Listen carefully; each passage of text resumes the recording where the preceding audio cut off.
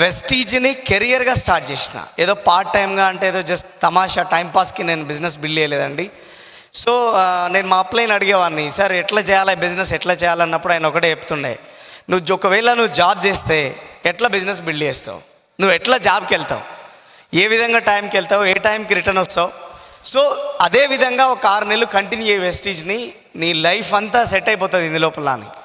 So మళ్ళీ ఒకసారి clarity తీసుకుంటా, అంటే ఎట్లా సార్ అంటే ఇప్పుడు జాబ్కి వెళ్తున్నావు అంటే బాక్స్ పట్టుకొని వెళ్ళిపోతావు. సో పొద్దుగాల నీకు నచ్చినా నచ్చకపోయినా మార్నింగ్ 8 o'clock పోతావు, నైట్ మళ్ళీ 8-9కి నువ్వు ఇంటికి వస్తావు. సో అదే మాదిరి వెస్టీజ్ బిల్డ్ అయ్యి. Okay, how many hours? So నేను ఆల్మోస్ట్ నా హైయెస్ట్ అంటే నేను ఒక 18 hours పనిచేసిన రోజులు ఉన్నాయండి ఫర్ డేలో. కిतना సార్? సో 18 hours పనిచేసిన రోజులు ఉన్నాయి.